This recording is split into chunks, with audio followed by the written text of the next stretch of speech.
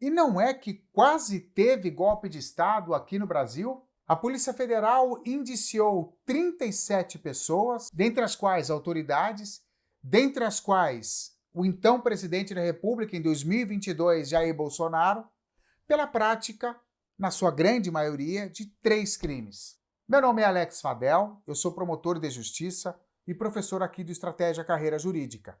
E a partir de agora, trataremos dessa notícia de forma imparcial, de forma extremamente técnica, jurídica.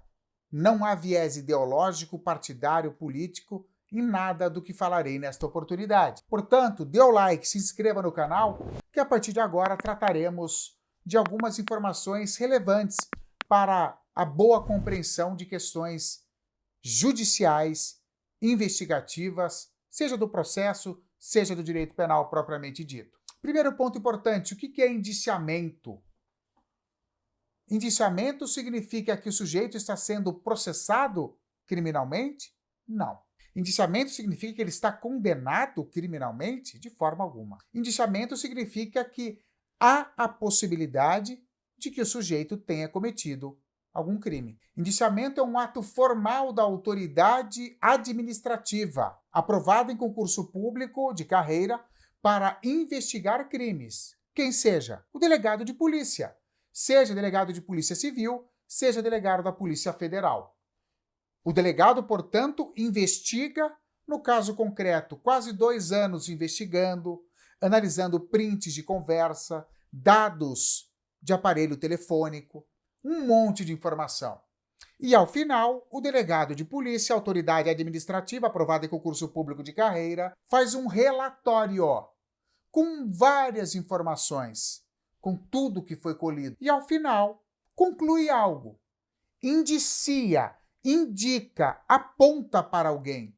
Olha, Ministério Público, olha, juiz de direito, pelo que eu investiguei, existe a possibilidade de fulano e cicrano serem os autores do crime. Isso é um indiciamento. Depois desse ato, o caderno investigativo, normalmente conhecido como inquérito policial, vai ao Ministério Público, titular da ação penal. O membro do Ministério Público, seja promotor de justiça, seja procurador da República, pega todas essas informações e analisa. Após essa análise, após esse segundo filtro, primeiro filtro, indiciamento, realizado pelo delegado.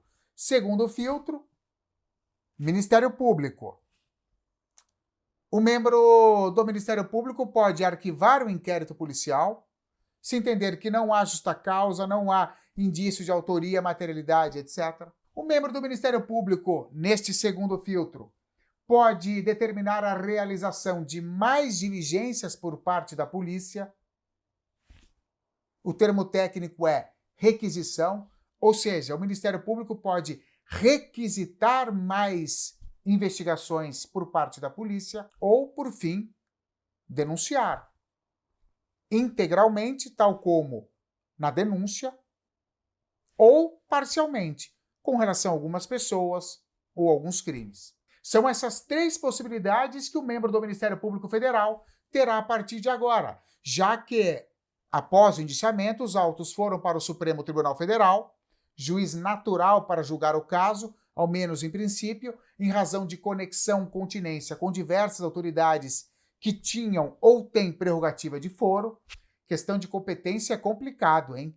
Sempre dá problema, vocês sabem disso. Estudem bastante competência no processo penal. E depois disso, o Supremo mandará para o Ministério Público Federal, que poderá tomar uma dessas 3 decisões que eu mencionei para vocês.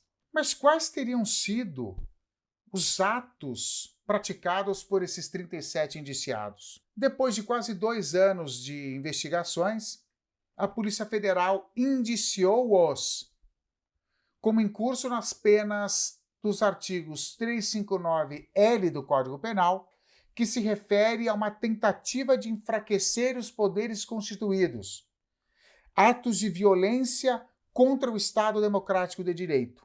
Afinal de contas, teria havido, supostamente, toda uma preparação logística real para praticar atentados, atos violentos contra ministro do Tribunal Superior Eleitoral e do Supremo Tribunal Federal. Isso serve, evidentemente, para amedrontar, enfraquecer, impossibilitar, mitigar a atuação desses poderes, desses órgãos do Poder Judiciário. Isso seria um crime, 359-L do Código Penal. Por outro lado, a Polícia Federal também colheu informações a respeito de um golpe de Estado, uma tentativa de se tomar o poder, impossibilitar que as pessoas eleitas, Lula e Alckmin, para presidente da República e vice-presidente da República, respectivamente, assumissem o poder no mês de janeiro, o poder executivo no início de janeiro, e, de forma antidemocrática, desrespeitando o processo eleitoral, outras pessoas assumissem. Isso é um golpe de Estado por meio de violência ou grave ameaça. É o crime do artigo 359-M do Código Penal. Isso tudo por meio de uma organização criminosa.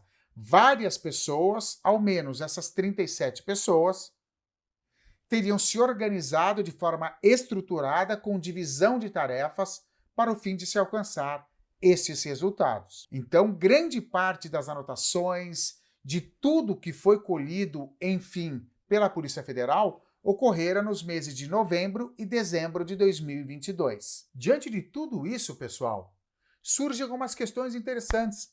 Eu falei para vocês que seriam 3 crimes. 2 deles, vocês perceberam que o tipo penal 359-L e 359-M falam expressamente em tentar, com emprego de violência, grave ameaça, etc, etc. Tentar. São crimes de atentado ou crimes de empreendimento.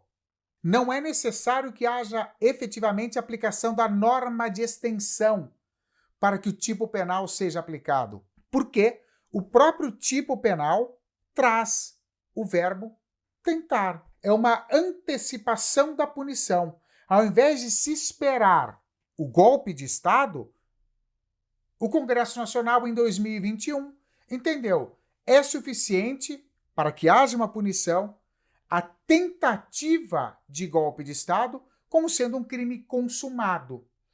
Isso pode gerar alguns problemas.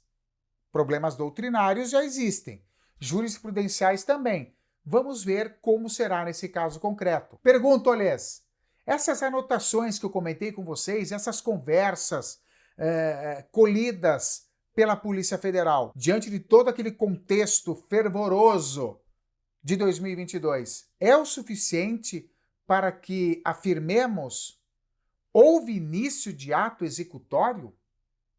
Qual que é a diferença entre mera cogitação, atos preparatórios, atos executórios e consumação? Essa é uma das tarefas mais árduas do direito penal. Quando efetivamente o fato começa a ser punível. Com relação ao 359-L e 359-M, ambos do Código Penal, essa discussão existe. Quando sai do campo da cogitação, impunível, e parte para o campo da punibilidade, início dos atos executórios. Enfim, pessoal, aguardemos cenas dos próximos capítulos. O que o Ministério Público Federal fará, concluirá com relação às investigações da Polícia Federal? Denunciará todos, alguns, por quais crimes? Ou pedirá mais diligências à Polícia Federal? Ou arquivará referida petição, referido caderno investigativo? Aguardemos, é o que nos resta. Bons estudos, até mais.